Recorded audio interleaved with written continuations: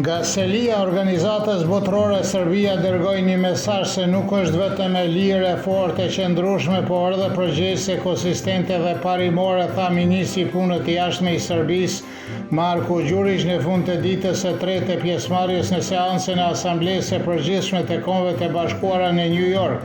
Fjalimi i djeshëm i presidentit të Serbisë drejtuar pjesëmarrësve të Asamblesë së Përgjithshme u prit sipas vlerësimit të Đurićit shkëlqyeshëm dhe u përshëndet nga përfaqësuesit e vendeve me profile të ndryshme ideologjike dhe nga medaljonë të ndryshme. Ndër aktivitetet e shumta në 3 ditët e kaluar, delegacioni i Serbisë u takua me sekretarin e Shtetit të Shtetet Bashkuara të Amerikës, ministrin e punës të jashtme të Rusisë, përfaqësuesin e lartë të Bashkimit Evropian, Kaja Kallas, dhe u nënshkruan marrëveshje me një numër vendash. Kur u pyet nëse tarifat dhe sanksionet e diskutuan në takimin e sekretarit të Shtetit të Shtetet Bashkuara të Amerikës, Đurić u përgjigj se edhe kjo u diskutua lidhur me takimin me shefin e diplomacisë ruse. Đurić tha se Serbia është e vendosur të forcojë bashkëpunimin me Federatën Ruse dhe se edhe një herë falenderoi Rusinë për mbështetjen e saj për integritetin territorial dhe sovranitetin e Republikës së Serbisë.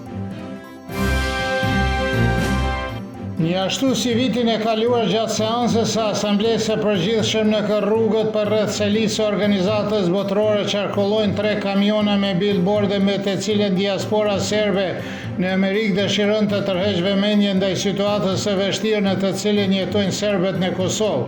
Videot me fotot e krimeve të UÇK-s ndroheshin, si dhe ato që tregojnë situatën reale në të cilën jeton populli serb nën presionin e vazhdueshëm nga autoritetet e Prishtinës. Në emër të diasporës serbe që organizoi aksionin, Alex Mitrović për Kosova Online tha se ata duan të nxjerrin në pa një situatë që një kohë të gjatë po vazhdon. Duke vlerësuar pjesëmarrjen e përfaqësuesve të Ballkanit Perëndimor në seancën e Asamblesë së Përgjithshme, analisti Nikola Vujinović thekson se pjesëmarrja e Serbisë ishte e jashtëzakonshme, gjë që tregon më së miri nga takimi me Marko Rubion dhe fjalimi i presidentit Vučić që u përhap në të gjitha asambletë e përgjithshme. Për fat të keq kemi edhe shembuj si Kosova, presidentja së cilës Vjosa Osmani duhet të futej me kontraband për të hyrë në Kombet e Bashkuara, thot Vujinović. Përndryshe, Serbia i dërgoi një notë zyrtare diplomatike organizatës botërore. Komisioni i pavarur i medias i Kosovës ndaloi transmetimin e videos parazgjedhor të listës serbe sepse sipas mendimit të tyre përdorimi i frazave si ta dyrojmë terrorin dhe le ta vendosim lirinë për shkelje të rendit kushtetues të Kosovës, njoftoi nën kryetari i listës serbe Igor Simić. Siç tha ai, mediat morën një letër që menjëherë të ndalojnë të transmetojnë këtë përmbajtje dhe kërcënohen me heqjen e licencës për transmetimin e programit. Simić vlerësoi se ishte një çështje presioni drejtuar listës serbe dhe theksoi se sjellja e autoriteteve të Prishtinës ndaj serbëve në Kosovë është terror dhe dhunë.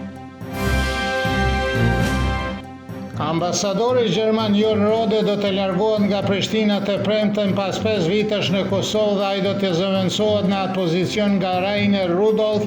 Në një intervistë lamtomirëse për Kosova Online, Rode deklaroi se Kosova duhet të fillojë zbatimin e asociacionit të komunave me shumicë serbe, që do të thotë se serbët e Kosovës të kenë veçeverisje mbi institucionet shëndetësore dhe arsimore brenda sistemit të Kosovës dhe se Serbia duhet të pranojë që Kosova është një shtet sovran në çdo formë. Ai u kërkoi udhëheqësve politik të zhvillojnë një përmirësim aftësinë e kompromisit, duke theksuar se kjo është një rrugë e sigurt për realizimin e normalizimit dhe realizimit të aspiratave të Serbisë dhe të Kosovës drejt Bashkimit Evropian. Analisti Shkelzen Maliqi vlerësoi se shtrëngimi i duarve i presidentes së Kosovës Vjosa Osmani me sekretarin e Shtetit të Shtetet Bashkuara të Amerikës Mark Rubio në sallën e pritjeve diplomatike është arritje maksimale në këtë moment për Prishtinën.